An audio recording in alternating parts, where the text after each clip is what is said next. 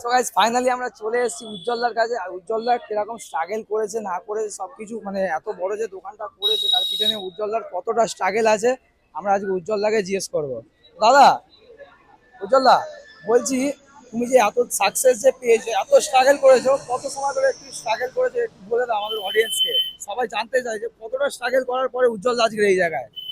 এবার আমি আমার ধর 30 বছরের উপরে কাজ করতে 30 বছরের উপরে? তা তো কম করে হবে, 30 বছরের উপরেই হবে। 30 বছরের উপরে। প্রথমে তোমার বিরিয়ানি কত থেকে স্টার্টিং করেছিল? বিরিয়ানি 2014 কি 15 এর মিডিলে, তখন তো আর এত ক্রেজ ছিল না। না। আচ্ছা, তারপরে আস্তে আস্তে আর এই ভাইরালটা হচ্ছে এই লকডাউনের পরে। লকডাউনের পর থেকে। তো এখন কিরকম লাগছে তোমার?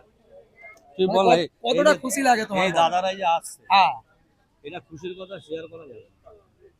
আপনি একটু কিছু বলুন আমার অডিয়েন্সকে যে আপনার কতটা ভালো লাগছে।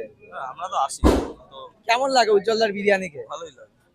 দেখতে পাচ্ছ guys, মানে উজ্জ্বলদা এতটাই একটা ভালো মানুষ, সত্যি কথা। আমি নিজের চোখে দেখলাম যে একটা বাচ্চাকে কোলে নিয়ে সবাই ফটো তুলছে উজ্জ্বলদার সাথে, একটা বাচ্চাকে দাদা কোলে নিয়ে নিল। ফটোটা আসছে না বলে উজ্জ্বলদা কোলে নিয়ে নিল। আর আমি বলবো এটা গাইজ যে উজ্জ্বলদার দোকানে একবার আসো, এসে খেয়ে দেখো কেমন টেস্ট না টেস্ট তোমরা নিজেরাই দেখতে পাচ্ছ, কত ভিড় হয়ে আছে এখানে। উজ্জ্বলদার দোকানে সব সময় ভিড় লেগে থাকে যখন থেকে দোকান খোলে। আমি একবার আসো, চিকেন চাপটা একবার দেখাবো এখানে ফুটছে। এই দেখো, ও একটু বিরিয়ানিটা দেখাই। বিরিয়ানি প্রায় শেষ, দেখতে পাচ্ছ মানে রেডি হচ্ছে। দাদা এটা নিয়ে ক নম্বর চলছে? কোনো আইডিয়া নেই। আইডিয়া নেই, মানে অবন্তি, তাই তো? এত গরমে কষ্ট হয় না দাদা? তাও মিনিমাম 7-8টা চলছে। 7টা 8টা, বাহ। দেখতেই পাচ্ছ দাদা পুরো সব সময় খুশি, আমি যখনই দাদাকে দেখি খুশি, হাসি মুখে দাদা কাজ করে। এই দেখো ভাই, ও চিকেন চাপটা দেখো,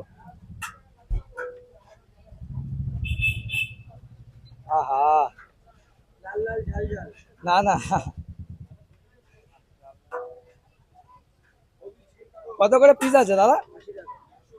আর কত গ্রাম ওয়েট আছে? ওহো, দেখতে পাচ্ছ কি দারুণ পিসটা।